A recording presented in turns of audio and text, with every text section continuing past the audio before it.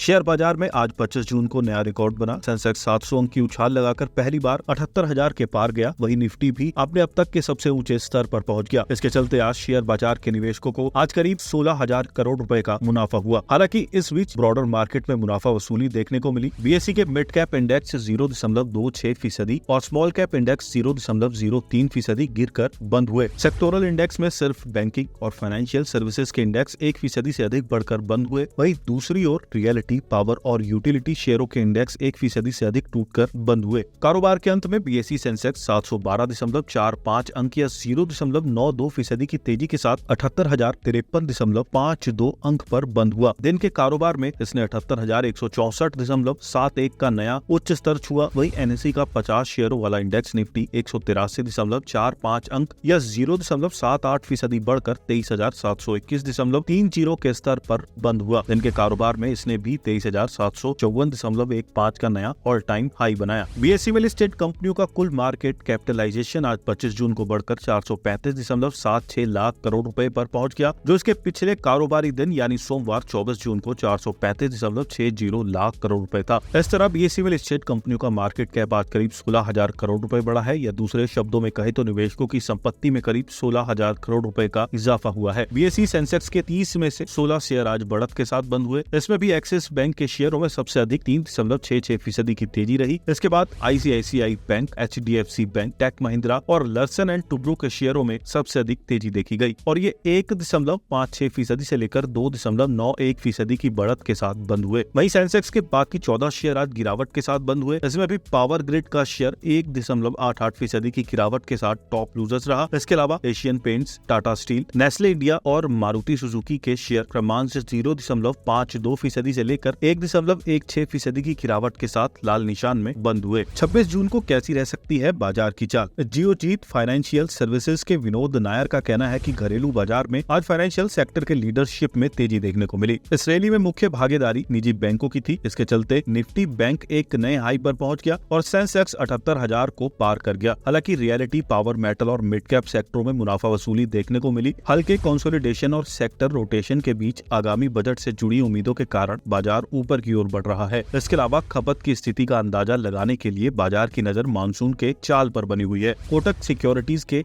Head equity research Shrikant का कहना है कि आज बेंचमार्क इंडेक्सों ने 23,754.15 से 78,164.71 का नया ऑल टाइम हाई बनाया। निफ्टी 183 अंक ऊपर बंद हुआ, जबकि सेंसेक्स 712 अंक की तेजी लेकर सेटल हुआ। तकनीकी रूप से देखे तो मजबूत शुरुआत के बाद बाजार ने पूरे दिन तेजी बनाई रखी। डेली चार्ट पर बुलिश कैंडल और इंट्राडे चार्ट पर हायर बॉटम फॉर्मेशन निकट भविष्य में तेजी जारी रहने का संकेत है। ट्रेंड फॉलो करने वाले ट्रेडर्स के लिए 23,600 से 77,500 का लेवल ट्रेड डिसाइडर लेवल के रूप में काम करेगा। जब तक इंडेक्स इसके ऊपर कारोबार कर रहा है, तब तक तेजी जारी रहने की संभावना है। ऊपर की ओर 23,835 से 23,900, 78,500 से 78,700 तक बुल्स के लिए तत्काल रेजिस्टेंस का काम कर सकते हैं। हालांकि 23,600 से 77,500 से नीचे जाने पर अब ट्रेंड कमजोर होगा। इसके नीचे जाने पर ट्रेडर्स ट्रेडिंग लॉन्ग पोजीशन से अपनी पोजीशन समेटते नजर आ सकते हैं। एलकेपी सिक्योरिटीज के कुणाल शाह का कहना है कि बैंक निफ्टी इंडेक्स आज 52,000 के रेजिस्टेंस से ऊपर निकल गया है, जहां कॉल साइड पर सबसे ज्यादा ओपन इंटरेस्ट बना हुआ है। बैंक निफ्टी डेली चार्ट पर हायर हाई और हायर लो के साथ एक मजबूत अप ट्रेंड में कारोबार कर रहा है। इसके लिए अब 52,000 पर सपोर्ट है। किसी इंट्राडे डिप्स को